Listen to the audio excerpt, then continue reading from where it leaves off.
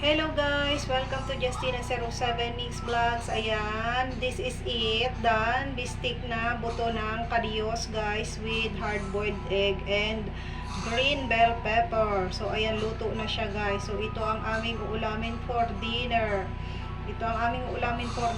Ayan, ang masarap na buto ng kadiyos galing kay Tatay Bilyo. Ayan, padala pa niya yan sa akin guys. Kaya iniluto ko naman siya kaagad-agad. So ayan o.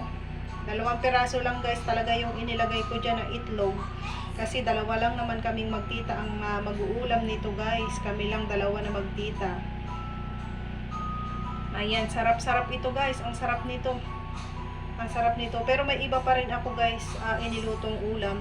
Kasi kung sakali na hindi niya ito gusto, meron pa siyang pagpipilian na iba na ulam. Oo. So, kung hindi niya ito magustuhan at hindi niya ito alam kainin, ako ang lalantak ng kain ito guys. Kasi sanay man ako sa ganitong pagkain at ito nga yung aking namimiss guys, kinasasabikan. So, naubusan ako ng luya guys, kaya ayan, dito na uwi, nabistik ko na lang yung ating buto ng kadiyos. Pero ito ay pwede talaga guys, gawin na basta bulang lang na buto ng kadiyos sana. Ay kaso naubos na yung aking ginger, kaya ito na lang, binistik ko na lang kasi pwede rin naman.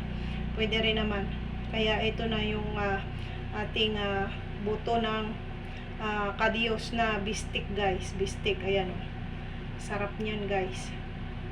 O ayan, syempre kung bago ka pala sa aking channel, baka naman subscribe to my channel and then click the bell button, select all para lagi kang updated sa mga susunod ko pang upload na video.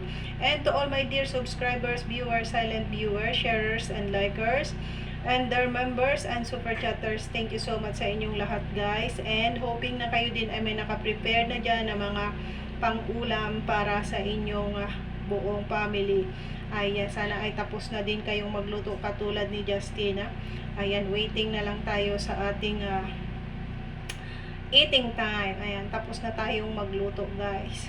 So, ayan. Sino sa inyo ang kumakain ng ganitong klaseng ulam? Hindi nyo alam kainin to kasi hindi nyo ito na-experience ulamin. So, ako guys, na-experience ko yan at yan ay napakasarap at namimiss ko talaga yung kainin. Bibihira lang ito sa amin guys kasi madalang na yung nagtatanim ng ganito. Mabuti nga ang tatay ko nakapagtanim at nakapagpabunga, kaya ayan, makakakain tayo ng buto ng kadiyos. Ito ay binibili pa sa city guys, tinatakal-takal yan. So tayo hindi nabibili, libre na, kay padala lang ito ng aking tatay guys, diba? O ayan, hanggang dito na lang guys ang ating video. Maikling pasilip lang sa aking bistik na buto ng kadiyos, and hoping na nagustuhan nyo. Bye for now guys, and thank you for watching. God bless everyone.